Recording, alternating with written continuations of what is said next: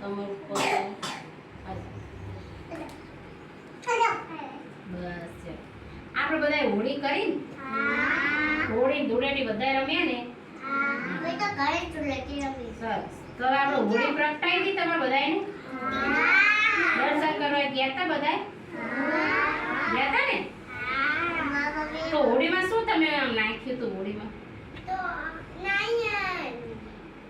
બોલો. પછી ખજૂર અને ધાણી. બસ ચાલો. હવે એ બધું નાખ્યું છે બધાએ. તો આપણે હોળી કેમ પ્રગટાઈએ છીએ એના વિશે આપણે શીખવાનું, બરોબર? કે આપણે હોળી કેમ પ્રગટાવીએ છીએ, બરોબર? સરસ. ચલો બોલો ને બેટું. સરસ. ચલો. એક મોટો રાજા હતો. કોણ હતું? એનું નામ હતું હિરણ્યકશ્યપ. એને એક છોકરો હતો. એનું નામ હતું પ્રહલાદ. શું હતું? યાદ રાખજો બધા. એ રાજાના દીકરાનું નામ હતું પ્રહલાદ. એ પ્રહલાદ રહ્યો ને એ તમારી જેમ નાનો હતો, આમ નાનો છોકરો હતો, પણ એમ છે ને ભગવાનનું નામ લેવું બહુ ગમે. ગમે ત્યાં હોય ને તો એ ભગવાનનું નામ જ લે. રામ રામ રામ રામ આવું બોલે રાખે આખો દિવસ. તો એના પપ્પા એમ કહેતા કે તું આખો દિવસ ભગવાનનું નામ લઈશ નહીં. કેમ? એ પ્રહલાદ એમ કીધું, કેમ પપ્પા હું કેમ ભગવાનનું નામ ના લઉં? તો કે ભગવાન કરતાંય હું મોટો છું. તારે નામ લેવું હોય તો મારું નામ લે, ભગવાનનું નામ લઈશ નહીં. તો પ્રહલાદ કે ના, હું તો ભગવાનનું જ નામ લઈશ, રામ ભગવાનનું. રામ રામ રામ. એને સ્કૂલે બેસાડ્યો તો સ્કૂલેથી શિક્ષક કે તમારે પ્રહલાદને લઈ જાઓ. તો કે કેમ? તો એ તો કે આખો દિવસ સ્લેટમાં બેઠા બેઠા રામ રામ જ લખ કરે, બીજું કંઈ લખતો જ નથી.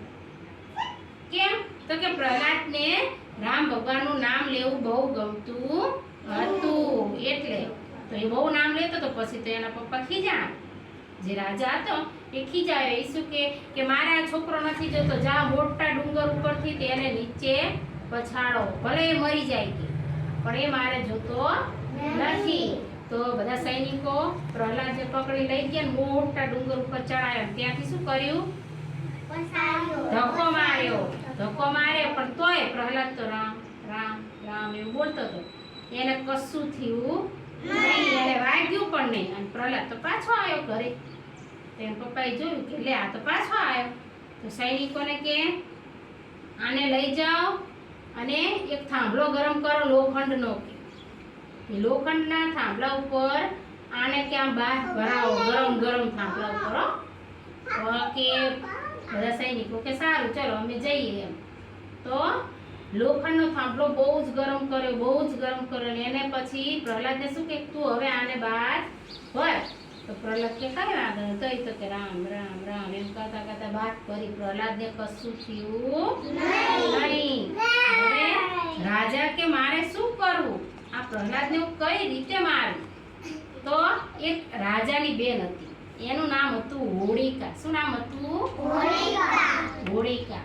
હવે એ હોળિકાને ભગવાનનો વરદાન હતું કે એક એવી એની પાસે આમ ચૂંદડી આવે દુપટ્ટો હતો કે એ ઓઢી અને બેસે ને, ઘર આગ લાગી હોય ને એની પર બેસે તો એને કશું થાય નહીં, જ્યાં સુધી એના માથે ચૂંદડી હોય ત્યાં સુધી.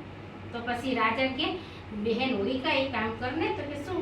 તો કે મોટી આગ કરું લાકડા મૂકી, એની ઉપર તું પ્રહલાદને લઈને બેસી જા. તને તો કંઈ થવાનું નથી, તું ચૂંદડી ઓઢીને બેસીશ તો તને તો કંઈ થશે નહીં, પણ પ્રહલાદ છે એ મરી જાય એમ.